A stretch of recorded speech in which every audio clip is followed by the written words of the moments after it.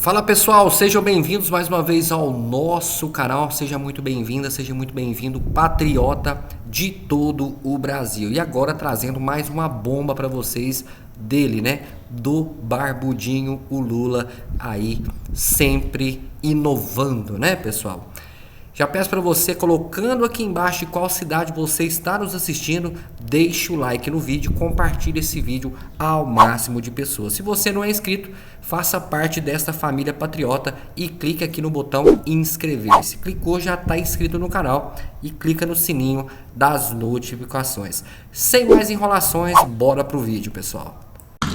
Nós aprendemos a esperar o pior desse governo. Mas mesmo esperando o pior e sabendo da capacidade de podridão que esse governo petista tem certas notícias que chegam pra gente, escândalos que a gente não acredita de imediato. Não tem como acreditar. Porque existem escândalos que superam toda a possibilidade do reino da possibilidade. Não tem como. Esse eu tô sem acreditar que realmente isso aconteceu. Imagine você tá lá na fila do SUS para poder fazer um transplante de coração para o seu filho, de fígado, sabe? Alguém da sua família que está prestes a morrer, ou a pessoa que está ali na fila esperando um transplante de órgão que só pode ser pela fila do SUS, só o SUS pode fazer isso. Aí você chega a sua vez de fazer o transplante, você fica todo feliz, nossa, vou conseguir, vou sobreviver, Deus me deu uma chance. E aí vai o governo e transplanta para a pessoa um órgão com HIV, com AIDS. Como isso é possível? Mas isso acontece. Nós estamos falando do Ministério da Saúde, que já deveria ter sido exonerado, todo mundo, há muito tempo. Olha, vamos lá. Recorde de mortes por dengue no Brasil. Recorde de mortes por dengue. Uma doença que deveria ser facilmente cuidada. Depois nós temos, além do recorde, falta de vacina. Olha isso aqui. Falta de vacina em 64,7% dos municípios brasileiros. 2/3 dos municípios brasileiros não tem vacina. Cara, obrigado Deus por não ter sido esse o governo no período da pandemia. E aí agora eles vão lá e transplantam órgãos com HIV para pessoas que estão indo fazer transplantes. E aí me vai a ministra da Saúde, não tem nem como colocar saúde e ministra no mesmo nome que essa mulher aqui, não tem cabimento, não tem como. Se eu não me engano, ela está fazendo uma viagem lá por Roma, numa comitiva absurda que o Lula arrumou, e aí ela fala isso aqui, ó. Até o momento, tivemos a confirmação de que 2 doadores tiveram novo teste positivo para HIV e 6 receptores também tiveram testes positivos para HIV.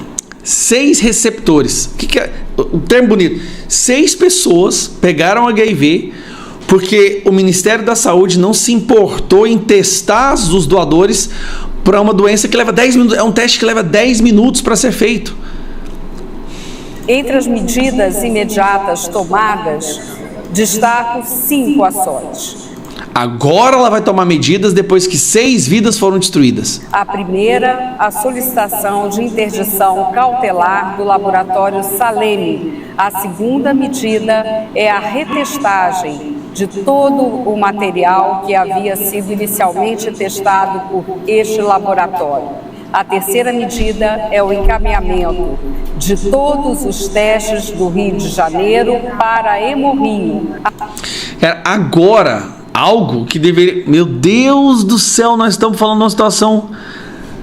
É difícil de acreditar, gente. A gente espera corrupção, a gente espera desmatamento, a gente espera apoio de terroristas. Isso é que a gente já está acostumado. Agora, olha só. 6 transplantados receberam órgãos infectados com HIV. Pelo amor de tudo quanto é mais sagrado. Meu Deus, tem como esse governo piorar? Imagine a situação, você está lá, prestes a morrer, consegue fazer o transplante daquele órgão que vai salvar a sua vida, aí você sai do hospital sabendo que basicamente você foi assassinado pelo governo incompetente. Você vai passar o resto da sua vida com a... Cara do céu. O que eles vão fazer com essas 6 pessoas? O que mais falta? É como eu estou dizendo, recorde de mortes por Yanomami, recorde de mortes por dengue, recorde de feminicídio. Nós temos 2/3 das cidades brasileiras sem vacina e agora eles estão infectando. Gente, esse governo, ele é contagioso, literalmente. Literalmente. Ministro taradão, cara, eu não sei o que falar mais, eu não sei o que falar. Como que esse governo, como que tem aquele pessoal da Globo ainda que tem a capacidade de defender esse governo? Que triste. Que absurdo, cara. Meu Deus do céu. O que mais falta para o impeachment desse governo, sinceramente? Cara, tem uma coisa no Lula que não adianta, a gente tem que ter uma certa admiração. Ele não dá pausa pro crime. Mesmo que um crime dele esteja sendo investigado, escancarado até em tribunais internacionais, ele, durante o processo de investigação de crimes que ele cometeu, ele vai lá e fala abertamente na entrevista que vai cometer o mesmo crime. Calma que eu vou explicar para você. Embora os seus colegas do STF tenham blindado ele de todos os crimes que ele cometeu no Brasil, Lewandowski mesmo, durante aquele processo de investigação, onde Lula foi acusado de tráfico de influência, o Lewandowski, em 2022, pegou os responsáveis por essa investigação e tirou eles do cargo. E depois arquivou o processo de investigação do Lula em relação aos caças suecos. Que é essa história aqui, ó. Departamento de Justiça dos Estados Unidos investiga venda de caças suecos ao governo Lula. Embora o STF tenha mandado arquivar, o governo americano continua investigando. Na verdade, agora eles estão indo profundamente, mandaram uma intimação para a empresa Saab, North America, para elas enviarem o contrato de compra e venda.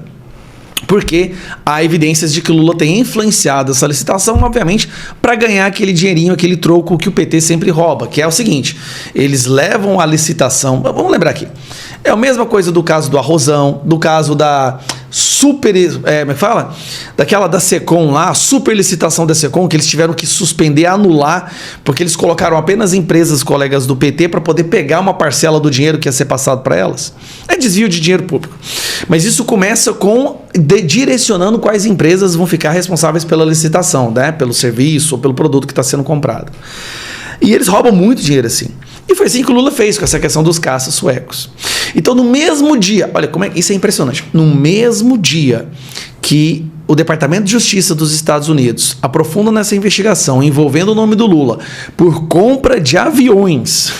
Olha só, porque roubar dinheiro de compra de avião, gente, é uma fortuna, né? Aviões, nós estamos falando de bilhões de dólares. Então, se você pega ali 10% disso daí, você está rico pelo resto da vida.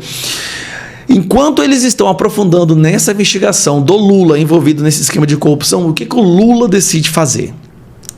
O que o Lula decide fazer quando o nome dele se torna conhecido internacionalmente por corrupção, tráfico de influência na compra de aviões pelo governo brasileiro? O que ele decide fazer? Foram 4h30 em que eu pensei muito o que eu tinha feito na vida, o que tinha para fazer. Sabe? E você pensa como ser humano, o que você cometeu de erro, o que você cometeu de acerto, se você passou pela terra como um cara bom, como um cara ruim, o que você fez de errado. Eu acho que foi um momento de muita reflexão de todo mundo. E aí ele decidiu roubar mais. Bom, desse problema nós tiramos uma lição. Nós vamos comprar, sabe, não apenas um avião, mas é preciso comprar alguns aviões. Então nós vamos nos preparar. Eu pedi para que o ministro da Defesa me fizesse uma proposta. Nós vamos comprar um avião para o presidente da República, entendendo que a ignorância não pode prevalecer. Um avião para o presidente da República não é um avião para o Lula, ou para o Fernando Henrique Cardoso, ou para o Bolsonaro, ou para quem foi... Então, no meio de um processo de investigação por compra de aviões, tráfico de influência na compra de aviões por parte do governo brasileiro, Lula decide abrir outra licitação para comprar mais aviões. O cara é impressionante. Sinceramente, tem que tirar o chapéu para esse cara. Ele é... Outra coisa, enquanto o Bolsonaro estava sendo proibido de fazer lives no Alvorada, lives em prédios públicos, né, pelo TSE no ano de 2022... Hoje, enquanto eu gravo esse vídeo, o Lula está gravando vídeos pedindo votos para os candidatos dele, como é o Boulos, no caso, que foi lá em Brasília para gravar vídeos com o Lula. Hoje, nesse momento, o TSE proibiu o Bolsonaro de fazer campanha em prédios públicos. Lula está, nesse momento, fazendo campanha em prédios públicos. Cara, tem que rir. O Brasil chegou numa situação onde, assim, sinceramente, a única coisa que dá para fazer é pegar toda essa desgraceira que está acontecendo e fazer piada. Assim, não tem condição, é engraçado. Vocês estão entendendo? Hoje sai a notícia da investigação desse senhor por tráfico de influência na compra de aviões. E o que ele decidiu fazer nesse dia? Comprar mais aviões. também a mensagem que o Lula aprendeu uma coisa. Ele cometeu todos os crimes que ele cometeu. E nós estamos falando de dezenas de crimes. Não só foi liberado pelas suas colegas do STF, mas foi colocado na presidência. Cara, qual que é a mensagem? A mensagem é, irmão, pode fazer o que você quiser. Pode fazer, ninguém te prende, mas você está protegido. Ainda mais agora, que ele colocou os dois amigos dele lá no STF, né? O Flávio Dino e o Zanin. Dizendo ele na campanha que era um absurdo colocar amigo no STF. Ele vai lá e coloca o padrinho, acho que é padrinho de casamento dele ou da filha dele, que é o Zanin. O Zanin é da família. E o Flávio Dino, que é o amigo dele de 40 anos. Isso é brincadeira, sim. E o trem tá tão esquisito que falar contra isso, se demonstrar indignado com isso tudo que está acontecendo, é antidemocrático, é golpista, é nazista, fascista, frentista e tem que ir preso. Eu vou de volta. Tem hora que a gente fala assim, meu Deus, será que tem salvação isso tudo? A nossa obrigação é continuar tentando. Para o próximo assunto da nossa pauta, a gente vai ouvir a análise do deputado Nicolas, do Jorge Serrão e do coronel Gerson Gomes. Olha só, é uma fala do senador Flávio Bolsonaro, numa entrevista ao Metrópolis, e a gente mostrou ontem aqui um vídeo dessa entrevista do senador Flávio, fazendo projeções para 2026. Ele fez uma outra análise que é a seguinte: Flávio Bolsonaro disse que teremos 54 dos 81 senadores em 2027 no Senado, e isso seria suficiente para fazer avançar o pedido de impeachment do ministro Alexandre de Moraes. Flávio defendeu a medida contra as maluquices do ministro do Supremo Tribunal Federal. Usou esse termo, maluquices, para se referir às ações do Alexandre de Moraes no Supremo Tribunal Federal. Deputado Nicolas Ferreira, o que acha dessa previsão, hein, deputado? Será que está otimista demais o Flávio, ou é realista? Concorda com essa previsão? Então, muitos senadores, nos próximos 2 anos, não conseguirão refazer a sua imagem perante a sociedade e não terão a sua vaga no Senado.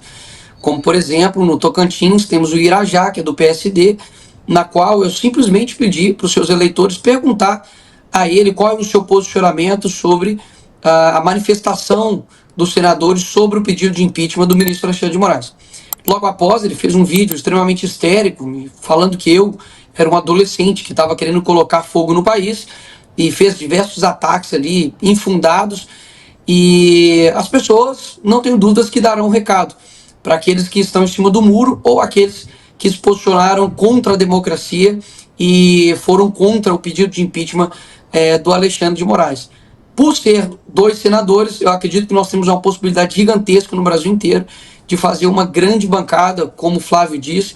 Eu acredito que o Senado ele é o ponto focal do ano de 2026, até mesmo porque nós temos a possibilidade de lutar, digamos assim, de restabelecer a harmonia do nosso país, através do Senado, que é o competente para fazer o impeachment de ministro do STF. Então eu acredito que é uma projeção otimista, mas que está de acordo com a realidade. Isso obviamente passa pelos nomes que irão surgir, os nomes em cada estado. Eu acredito que o próprio Jair Bolsonaro demonstrou muito a sua força nesse país inteiro, rodou diversas cidades. Eu mesmo rodei 60 cidades durante esse período de eleições. Tivemos aí mais de 103 candidatos que diretamente foram apoiados aí por nós e que foram eleitos, alguns no segundo turno, como por exemplo André Fernandes em Fortaleza, na qual faço aqui um parênteses de parabenizá-lo, porque um ambiente extremamente hostil à direita, ao conservadorismo, e ele passar em primeiro lugar no primeiro turno. Vejo poucas pessoas falando disso, e quero dar aqui o parabéns a ele, porque é algo extremamente meritório. É um jovem, que tem mais jovem que eu, inclusive, que tem mostrado que para o Executivo as pessoas estão querendo renovação, e não somente o mesmo sistema que faz as mesmas promessas e nunca cumpre também as mesmas promessas. Temos em Manaus Capitão Alberto, que foi também para o segundo turno, estivemos lá também, em Belém com Éder Mauro, Fred Rodrigues em Goiânia, Janad em Palmas. Temos aí diversos locais aqui, né, em Belo Horizonte, com o Bruno Engler também. Ou seja, há muito trabalho a ser feito, e eu não tenho dúvidas que essa pavimentação municipal vai ajudar muito nas eleições de senadores, e acredito que a gente vai conseguir sim fazer uma grande bancada para o ano de 2026.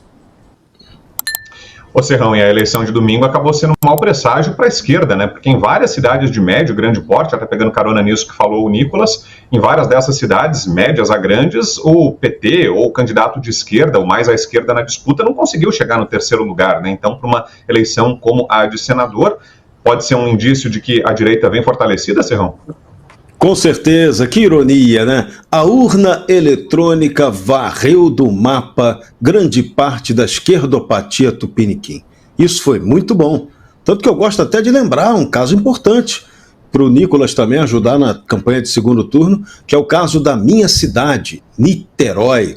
O Carlos Jordi conseguiu a façanha de ter lá 35% naquela cidade que é a cidade mais marxista do universo, dominada há muitos séculos pelo PDT, que deriva do PDT do Leonel Brizola, mas que derivou para um PDT esquisitíssimo, cheio de esquema, de má gestão, e que no momento até teve parceria com o PT.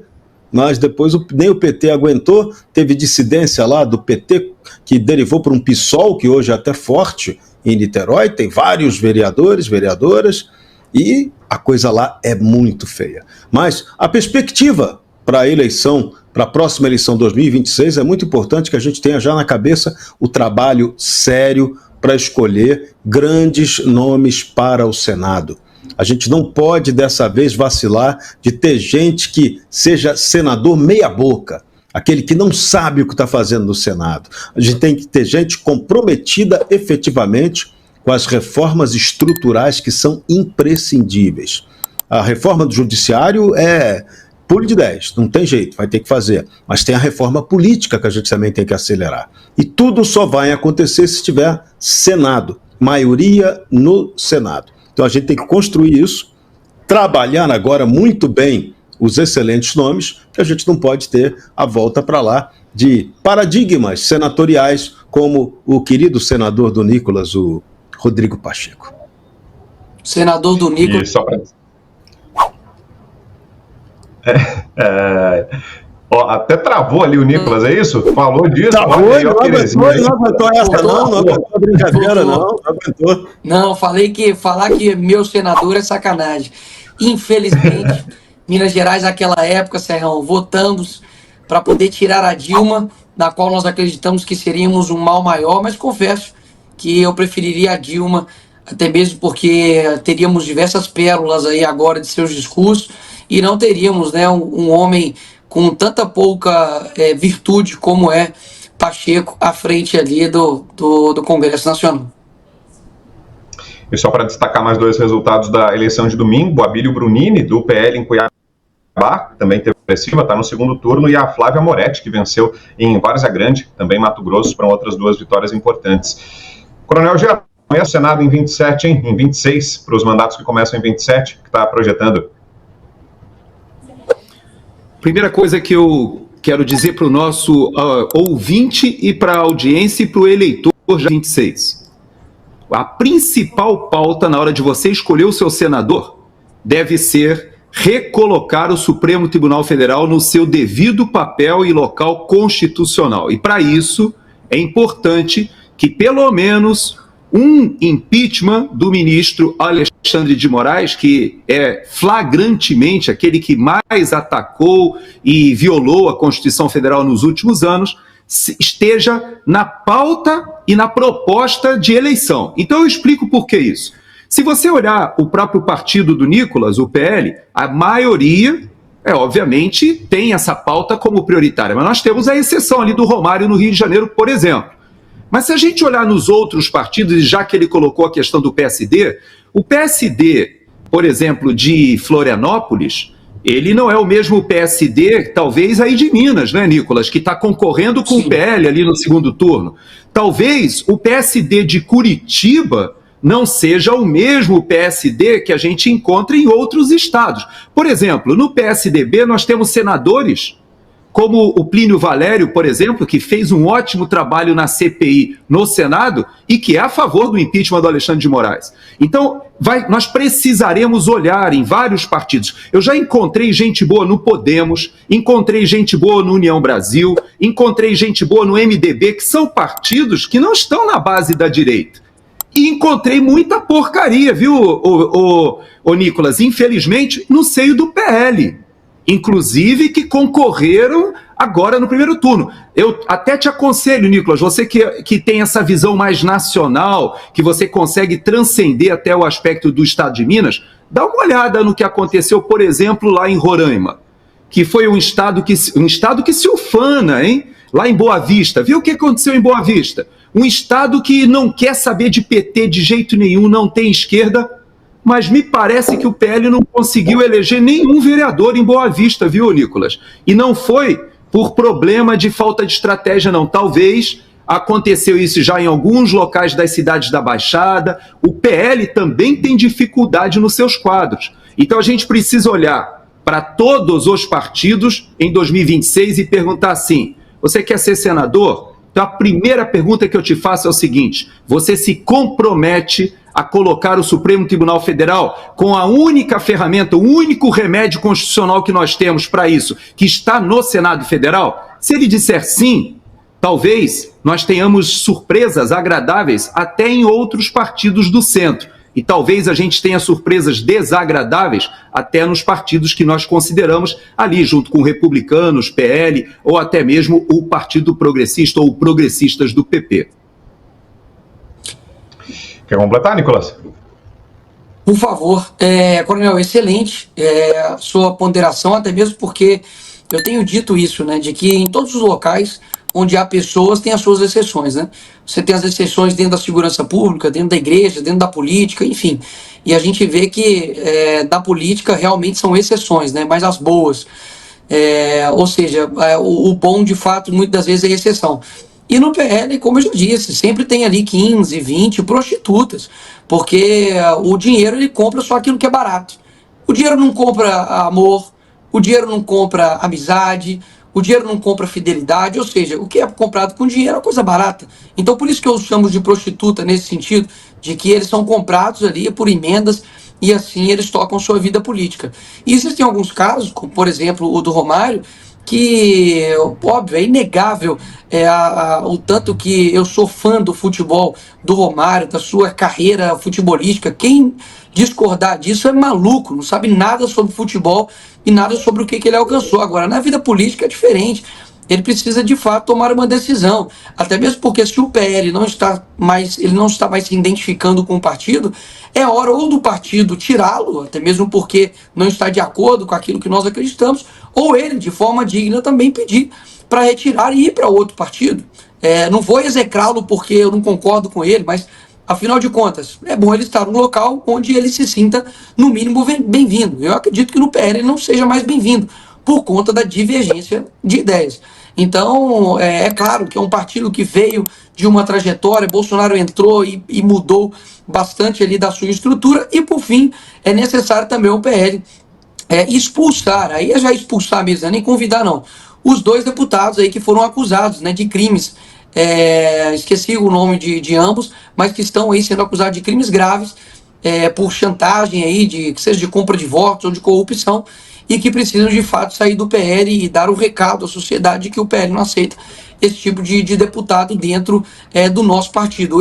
A minha competência dentro do partido é restrita ao PLBH, no qual eu sou presidente. Tenho feito o meu trabalho lá, conseguimos eleger a maior bancada da Câmara Municipal de Belo Horizonte para ano que vem, fizemos 6 vereadores, mas obviamente não tenho tal competência no âmbito nacional e estadual em diversos aspectos. Mas é claro que é bom deixar aqui a minha opinião, o meu posicionamento, porque eu acredito que o PL se posicionando dessa forma ganha com toda a sociedade. Tá aí, pessoal, espero que vocês tenham gostado desse vídeo. Vai deixando o like no vídeo, se inscrevendo no canal e compartilha esse vídeo ao máximo de pessoas. Lembrando que estamos aqui todos os dias levando informações de qualidades para todos vocês. Sejam bem-vindos ao nosso canal, vou ficando por aqui, um forte abraço e te espero no próximo vídeo.